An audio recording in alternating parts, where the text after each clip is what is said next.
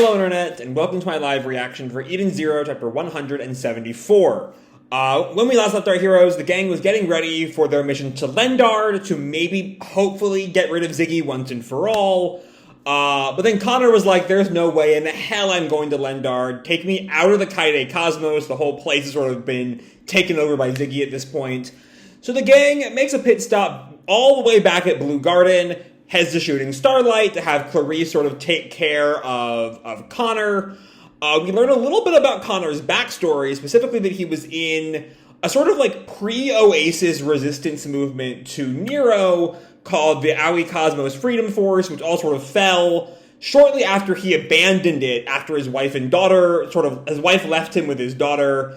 And so he sort of left to go find them. He has some guilt about that, and we don't really focus too much on it. Because after we take him to Shooting Starlight and sort of have some conversations with Clarice and Noah, we find out that Feather knows they're here and has brought a whole force of the Interstellar Union Army to deal with Shiki and the gang.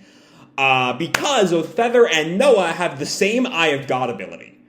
As we left off, with Shiki deciding to just go out and try to make a break for the ship without harming any of the army guys or civilians, and we'll see how all that plays out this time. So let's jump right on into chapter 174, Mine Getting Out of the Way, which I'm sure is that's just, what a title for the gang trying to escape an enemy army. Our picture here is Sister chained up in a dungeon, spread out in a risque manner, which I'm not really here for, but whatever. Anyway, and more important things, we open up right where we left off, with just the sheer amount of soldiers right outside of the entrance to Shooting Starlight. And townspeople are starting to take note of this. What's going on? The Interstellar Union Army? Did something happen to the guild? I guess some big shot supervillains in there. Well, officially, I guess. The townspeople all sort of look at Feather, though. Who's the hottie? That's a big shot from the government. And back inside the guild, Noah's sort of shocked at the gang's idea. You're going to meet them head on? Feather and her army? And Happy just tells him it'll all work out. And Pino chimes in, Master and his crew are very strong. But Noah tells him Feather has the same power I do. The power to see people's locations. In a battle, she can use it to predict her enemy's movements. And Jean sort of turns back to him. Are you going to help us escape? And Noah just sort of counters, considering my position, I can't do that. And Wise just sort of like not having any of his protesting then shut up. But then Noah turns to them, but I may be able to buy you a little bit of time. And Shiki sort of brushes that off. No thanks. It's the thought that counts. Come on, guys, we'll make a dash for the ship. And that's sort of all they're going to do with that. As Rebecca calls back to Noah, see you later, Master Noah. You too, Mr. Connor.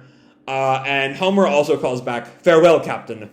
And Connor we have this shot of Connor kind of taken aback at the gang, just sort of rushing headlong into danger. I'm curious if that's going to lead to Connor reconsidering his ideas to not rush headlong into Lendard, maybe? I don't know. Anyway, the gang walks outside. The army's just there waiting for them. The two commanders from last chapter say, here they come. It's Shiki and his crew. And Feather tells the army, fire. And one of her soldiers reacts, but there are still civilians in the area. And Feather tells him, your bullets will not hit anyone. I can see it. And with that, they all just start shooting. And Clean calls, the gunfire. It's already started. And Laguna sort of pissed at their rudeness. At least they should make a little speech first. And Shiki just activates his ether gear. The bullets all fall straight down. Some of them straight down, but a lot of them are just sort of swerving around him and the crew, which sort of fits Feather's prediction that they will not hit anyone. And some of the soldiers react. The trajectory's changed? It's his gravity powers. But Feather just tells them, I told you they would not hit anyone. The ballistics were a diversion. Keep firing. In the meantime, I will ether connect to Team Alpha. And then we see some of the soldiers get this kind of, like, aura around them as ether lines all pop up on their bodies. The two commanders from earlier react, I love Ether Connect. Yeah, it lets us use Commander Feather's powers temporarily. Okay, so they seem to, have a little bit of the Eye of God in them now. And so Feather then calls out, "Seize them!" And the soldiers keep on shooting. Jean sort of dashes towards some of the soldiers and knocks them out of the way. You're in the way. Clean also, with her own wind powers, catches a few other guys in a tornado. I'm sorry to do this. And Laguna is a little bit less sorry as he just sort of, throws a bunch of water at some of the soldiers. Homura cuts up all their weapons. They're clearly not killing anyone, but they're not afraid to rough them up either, which is fun. Rebecca also leaps into the air and just starts shooting with Happy, shocking the Team Alpha guys. Whoa, these guys are tough. They're coming straight for the Connect team. But then they see Wise, kind of seeing his movements before he does. And one of the soldiers sort of gloats, "I see it. I see your next move." And we see Wise, but Wise sort of activates his ether gear, and I guess he's coated his arm in metal, which I guess the arm maybe counts as a mechanical life form and is therefore immune to Eye of God, as we learned last week. Because he's able to just knock out the guy he's fighting real easy. Gah! And Wise turns to look at them. "Did you say something?" And we get a good look at that metal arm. Here's an interesting thing, because we've had two previous Wises, both, Old Man Alpha Wise and the Wise of Universe 1, both lost their arms. I think it might have been their left arms. And Wise here has a metal left arm. I'm curious if that's... I don't think Wise lost his arm. I think we would have noticed if he had lost his arm already. It's possible that he had and no one really caught attention to it because it was old news or something.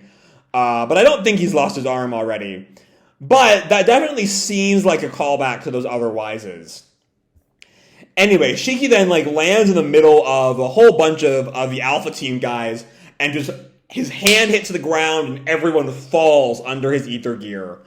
Some laser beam looking guy says, "How could they? The Connect team is..."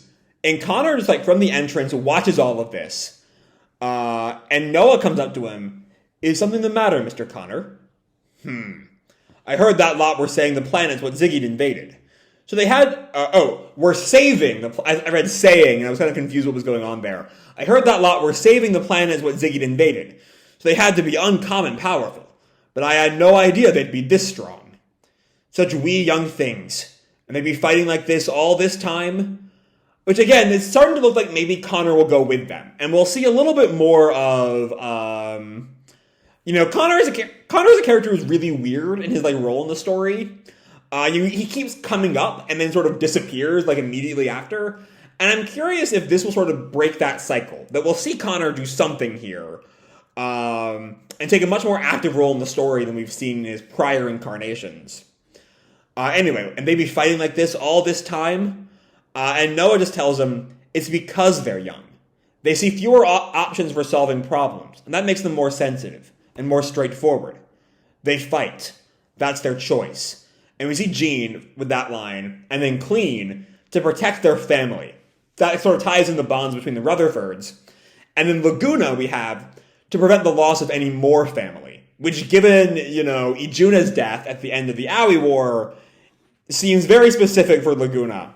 And also, of course, all of them dealing with the death of Witch. And Connor looks at him, family? The crew of their ship. To them, that is their family. And we see Wise and Homura continuing the fight. Every one of them is an orphan. Thus, the bonds among them are more valuable to them than anything. Oh yeah, I guess they all are orphans, I guess. I mean, I think technically Kurenai might still be alive, but not really. And Rebecca, of course, has some mysterious backstory I imagine we're going to get eventually. The Rutherfords lost their parents, I think, when they were caught up in the Mueller drama. Laguna, I don't think we knew he was an orphan, but it makes sense. Wise and Shiki, we knew. But there's that kind of reaction on Connor there. And especially what we learned last chapter about one of this Connor's big motivations being, his wife kicking his daughter and leaving. I'm curious if Connor want to join up as Team Dad or something. I don't know. And as Connor watches Rebecca and Shiki fight, he thinks, they all be orphans. Excuse me. And we see Pino just like running through the battlefield, getting to like the center, activating EMP. And with that, I think she's far enough away from the crew of Edens that they're not really affected by the EMP. But Feather's army certainly is. Ah, my gun! It's locked!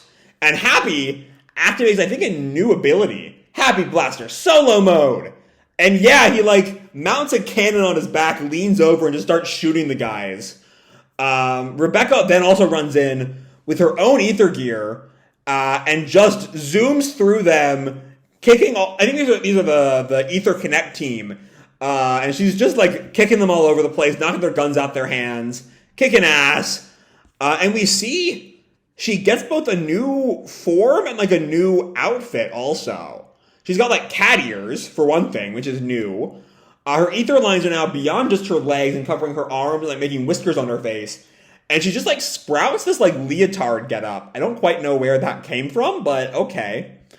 Oh, it's her overdrive. That's her. She just like jumps right into. That would explain the form change and the costume change. Okay, Rebecca just activated the ether drive or overdrive at some point. That's new. All right, and it's just a sort of she's even faster. It's definitely not the most impressive overdrive we've ever seen, but it does help her kick some ass. And she also grows a tail, which I just noticed now. And the Connect team reacts. Overdrive, Monster Cat. And Rebecca just snaps at them, rude. And then we see the commanders again. How is the Connect team losing to them? We should be able to see all their moves. Unless, because we saw with Wise earlier with the metal arm, that he had the metal arm that maybe worked past, that maybe utilized the Eye of God's inability to see mechanical life forms. What if they've all become Otex? Like, maybe they all lost and regained limbs or something? I don't know. Oh, no. Homer counters. The answer is simple. You see our movements, but you cannot handle them. Okay. So it's like Lee in the Sharingan, back at the beginning of the Chunin exams. All right. Shocking the two commanders, whose names we still have not learned.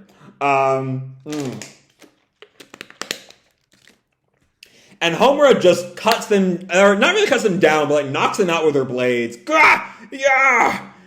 We finally do learn their names, as two other members of the Connect team react. Sam and Aggie! These guys are bad news. And Feather sort of watches all this and says, very well.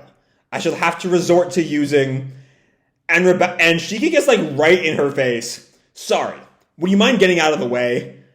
Which, there's our title line, which we don't often get in Eden Zero. But also, it's just so direct. Just like, we don't want to fight. Just leave, please. We can go, like, actually save the universe, which y'all are fucking incapable of doing.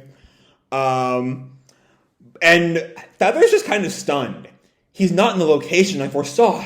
There's never been such a large discrepancy before. I'm curious if that is... Well, I guess the fact that she saw him at all, even in the wrong location, means it's not, Otex being able to overrun Eye of God. Is just Shiki is some sort of like challenger of fate or something, being able to change the fate that Feather foresees. And Shiki just like pats her on the shoulder, see you later. And Feather's kind of stunned as Wise and Shiki walk past her. Wise sort of turns on Shiki. Why did you say see you later? Oh yeah, I don't ever want to see her again. And Feather turns back, stop! And as she tries to turn, I think Shiki did some kind of gravity trick on her. She can't turn. I'm stuck. His gravity has pinned me to the ground. And he turns and watches the gang just walk off casually. But I won't let you get away. My fleet has your ship surrounded. You will not be able to leave this planet. And then back on the Eden Zero, I guess the gang has made it back to the ship, and Shiki calls, emergency takeoff. And Hermit protests, I told you, we're surrounded. If we're going to force our way out of here, we're going to have to sink a few of their ships.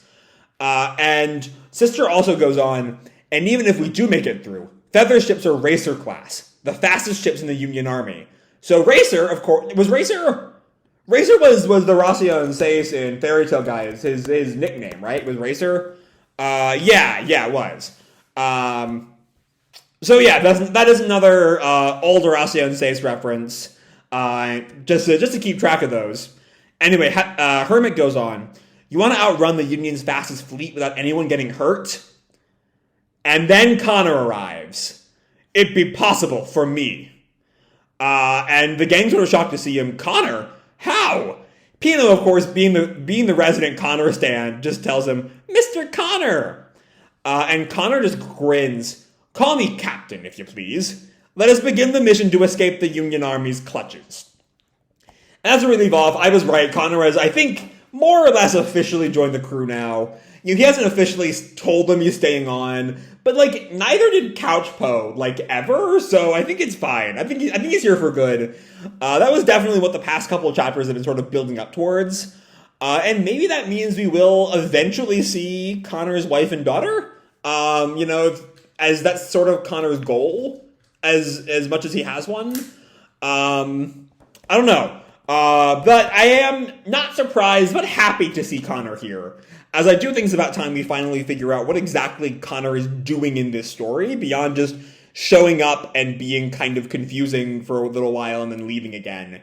So yeah, let's talk this chapter. It's a lot of fun. It's not particularly deep. There's not a whole lot of character revelations going on or thematic work being done here. It's largely just, we didn't really get a huge chance to see everyone kind of strut their stuff on that mission we opened the post-time skip era with. And so this is really just, the whole gang gets at least one big moment of them, knocking out soldiers. We see Jean and Clean get one pretty early on. Laguna as well. Homura cuts up some guns. Rebecca just starts shooting people at first and eventually moves into her overdrive form, which, for power completionist, that's a cool moment, I suppose. Wise also gets to knock some heads. Shiki as well. It really is, in large part, just kind of a showcase for how cool everyone is. They just move beyond Feather's army like it's nothing. I'm almost certain this will not be the last we see of Feather, of course. She'll show up. Maybe she'll, track them to Lendard, perhaps? And again, like I sort of theorized earlier, maybe get involved in some kind of another three-way war. This time, instead of being Oasis, the army, and the Empire, it's the crew of Edens and the army and Ziggy. But still, yet another three-way war what worked so well with the Aoi War arc. Though hopefully that's not a sign we're kind of, repeating our story beats. That's not what I'm saying is going to happen, but, keep that. If they go right back to another three-way war, it is kind of, we just got out of a three-way war, if that makes any sense. But I don't know. We'll see when we finally get to Lendard. But then, yeah, Connor is here, as, all of Connor's scenes in the past few chapters have sort of been leading to. Connor is kind of officially joining the crew. I'm still a little suspicious of him, given his prior, in both prior universes, him being aligned with the Edens 1. But we'll see. Maybe he is just really a good guy this time. And is in no way working for Ziggy whatsoever. We'll see. That's kind of my final thoughts on Connor. But there's a lot of fun stuff here. It's a fun sort of turn your brain off action spectacle. And, sometimes you just gotta love those. So I'm going to leave this video off here, I think. I hope you'll enjoy the chapter and the video itself. If you did, feel free to drop me a like or subscribe. Do whatever makes you happy, And as always, your life is your own, okay? Bye!